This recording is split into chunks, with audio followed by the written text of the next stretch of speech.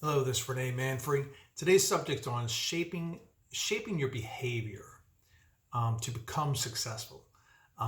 It's so many different aspects of really how to become who you want to be. And when I say success, it's not always related to money. It's related to really what makes you happy. Everyone has a passion, and and sometimes you really have to figure out what is that passion um, that you want to do. If it is it helping other people? Is it just providing a service? I have different things that I've done through my career. I started out in the health club industry. My older brother, when I was really young, I was in the early 13. I loved working out. It was a passion for me. I was always an overweight kid, so working out for me kind of helped me get more confidence. And at the same time, it taught me some skills that a lot of other people who were coming to the gym, I started teaching them the basic structure on a daily basis of what to do. Um, Working out with their doing their abs and stomach work first, moving on to doing their chest and arms work. So it's everything's a structure, and if you can structure your life and your daily activity, then it's basically shaping your financial future. So in today's subject, when it comes down to really shaping your financial future, is keeping your debts down, keeping yourself to where you're not getting yourself into a position where you're having to work just to pay bills. That's the biggest part. I've been there. I've done that majority of my career because I had a lot of real estate, and it's always liabilities, overhead, things of that nature, and it's a very stressful period of time. But trying to start out your business, keep a full-time job. I tell a lot of people sometimes they want to jump out and start working, start being in business for themselves. And I'm working with some individuals now that I'm sharing that. Sometimes you have to work for someone, a W-2, and work that job and do your side hustle on the side until you get enough money saved up, your credit or whatever it may be, so you can be able to do your full-time passion.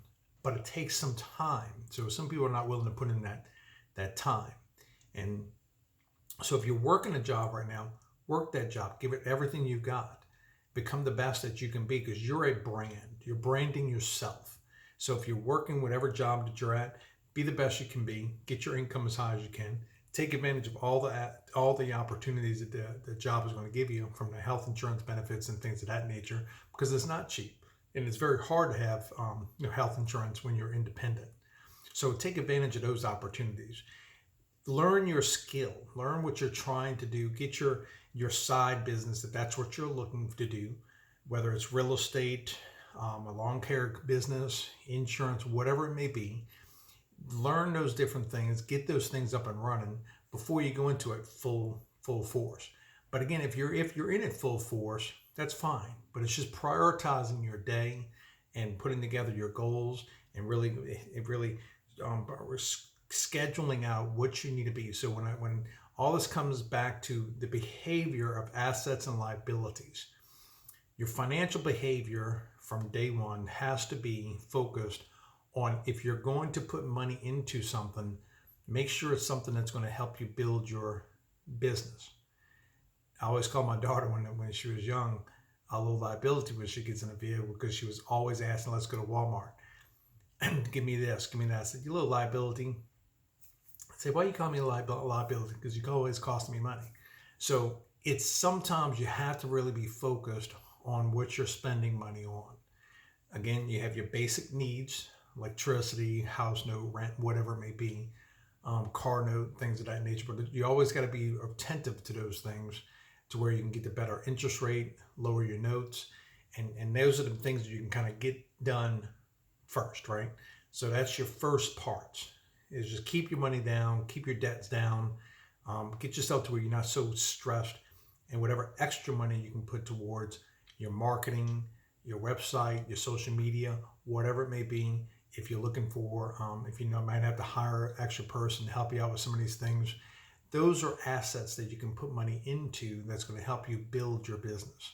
So 10 ways to know if you're financially successful in life, and this is just some different little parts, is that you have an emergency savings fund.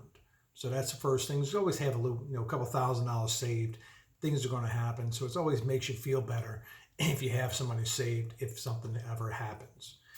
Two is, have a budget.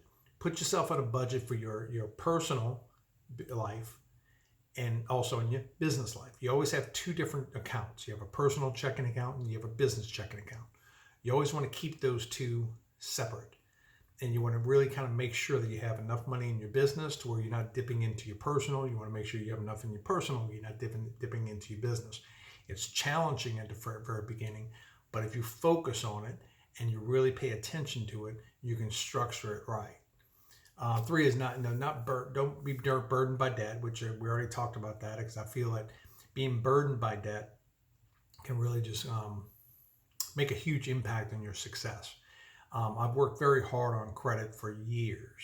Your credit score is everything. It's keeping your debt down, your credit card ratios down, so your scores don't pop down. Believe me, I've done it. Dealing with real estate and buying things and building businesses is sometimes challenging because things pop up, and you got to dip into those accounts. And sometimes really paying attention to your credit cards and everything else is very difficult.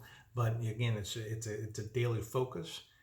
It's being a little bit obsessed with it to where you're paying attention to that. But at the same time, in some of the course that I'm going to be sharing with you in the future, we're going to be talking about how to build business credit, how to really improve your credit ratings and your scores, and at the same time, how to find the right financing. So I'm going to go part in that in another course that another session I'm going to share about financing. Another difference between needs and wants. It's a lot of things we need, we want, and we don't need a new car. We don't need new clothes. We don't need, but it's sometimes a want, right? So you really have to really play with your mind and say, okay, do I really need this? And I go through this a lot with vehicles. I go through vehicles like they're like water because I drive a lot. So I get high mileage, so I switch a lot. But at the same time, I've kind of come down to the point to where do I need this one or do I want this one? So you really have to choose really what is it that you really need and what you really want. And it's sometimes really going to focusing and doing a reality check to yourself. Do I really need a fancy car? I deal with people a lot that they buy these nice cars and trucks, and who would have thought that trucks are in the high 60s and $80,000, but you're paying a note around $1,000 or $1,500 a month. Do you really need it, or did you really want it? So sometimes you really have to look at that. You don't have to impress anyone in this world. You just have to take care of you and your family. The people around you, they don't care what you drive. It's really who you are and what you're trying to accomplish. So stay focused on that. Stay grounded to yourself and your values and what you need to do for you and your family and your financial success.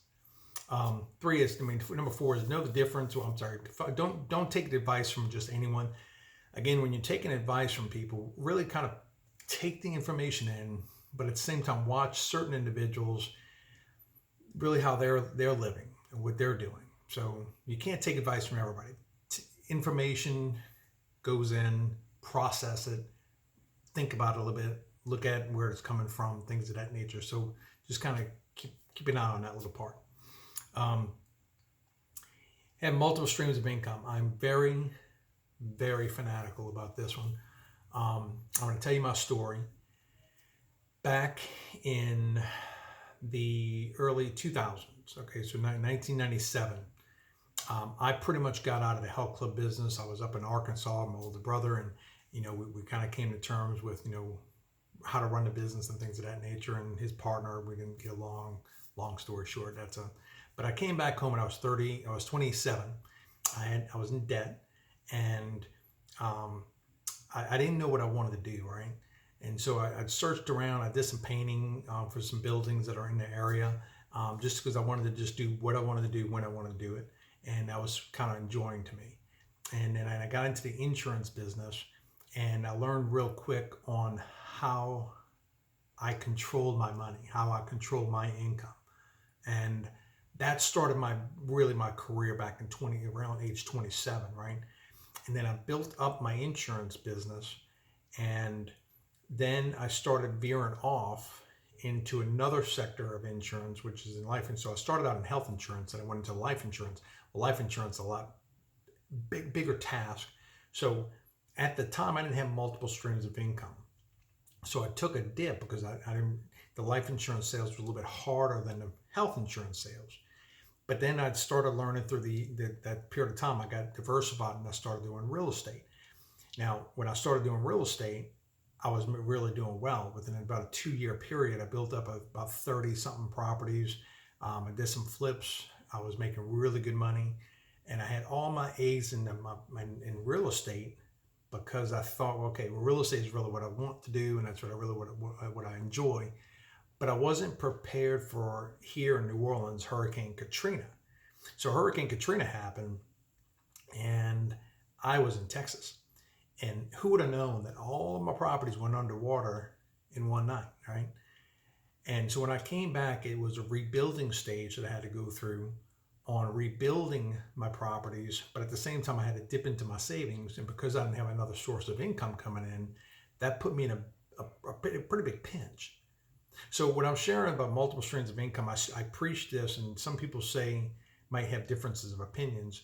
But my opinion is, create different streams of income, because it's like having vending machines. That if you have 5 vending machines and 2 go down, then you're left with 3 that are producing income, right? Same thing with rental property.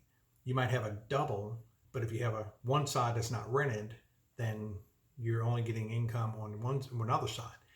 So if you're going to go into certain things, I always think 4-plex, 6-plex, because if you have a 4 unit real estate property or a 6-unit real estate property, chances that you might have 2 units that are open, but you're getting income from the other 3 or 4, right? So when it comes down to multiple streams of income, it's the same thing. Different industries. My insurance industry and insurance business sometimes has different fluctuations and different challenges, rate increases, whatever it may be. My lawn care company pretty much is always pretty much steady, but then we have winter time that comes, so income fluctuates down a little bit. When it comes down to the real estate, so I share with you these different things that I do because I've built over the course of the last few years some different streams of income. I have a crew change business, and we do a crew change service, so that I have income coming from that, and I have income coming from different parts. So it's taken me the last 10 years to recreate what my mistake was back in early 2000s. I had all my money in real estate at the time. Even though I loved real estate, passion for it, everything else, I learned a big lesson. It's hard to you don't know what's going to happen. It's kind of like the world we live in today. We live in a world that we don't know what's going to happen. We don't know when the economy is going to come down. I love investing into stock market and more IRAs, things of that nature. But at the same time, you don't want to put all your money into it because your challenges are you're going to have ups and downs. So it's a long-term haul. Everything's a long-term haul. But if you put your goals and write down your goals and really plan it out right, over a 5, 10, 15-year period, you can have your money saved, and you have multiple streams of income. So sometimes it's harder to save $1 million versus creating $1 million stream of income. And that's something I'll go more depth in our future course, in a future session. So multiple streams of income. I think you should definitely always have your job, whatever side hustle you're doing, and if you can balance it out between you, your spouse, your wife, whoever it may be, y'all can create different streams of income before you really take that leap of faith saying, I'm going to drop 1 or 2. Okay, just make sure you always have savings in place. So going on, credit is your credit is very important. Always, again, paying attention to your credit. Having good credit in today's society, whether it's credit cards, lines of credit, loans, things of that nature, vehicle loans, home loans, everything, credit is always driven. So your credit score is very important to the banks, lenders, and again, we're going to go over some different courses in that and showing you how to really help you understand how to take your personal credit and your business credit and how to separate it. but how to really kind of understand how to use them to your advantage. And you basically just, again, having a clear financial goal of where you are and what what you need, and write down, I have spreadsheets on all this to where I know exactly what I need to have for my personal life and my business life, and to cover everything. So I know those numbers very well. You need to know your numbers. Especially when you do get to a point where you get a little bit bigger and you start going into the bank. They want to make sure you know your numbers. You know your profit and loss, balance sheet. You understand your numbers and your income streams. So these are all different topics that I share with you that are just shaping your financial behavior, and then helps you to where you can really kind of get a little bit better grasp on where you are and where you're trying to go. I hope this helped. This is Renee Manfrey. Please visit us on our Instagram, Twitter. WIPUSA.com is our coaching site. Right now, our team is putting together really some good courses and some different ways of helping our clients as they're progressing in their businesses, to help them with their marketing and things of that nature. I help with some of the different business structure. So look forward to seeing you. I want to bring value to you as much as I possibly can. So if you have any questions or if you have any needs, please go down and comment, subscribe, like our video. And help us kind of grow so we can help you grow. So the community we're sharing is basically just a group of individuals and entrepreneurs and people who are really on a mission to change their financial futures and build a legacy for them and their family. Thank you very much. Bye.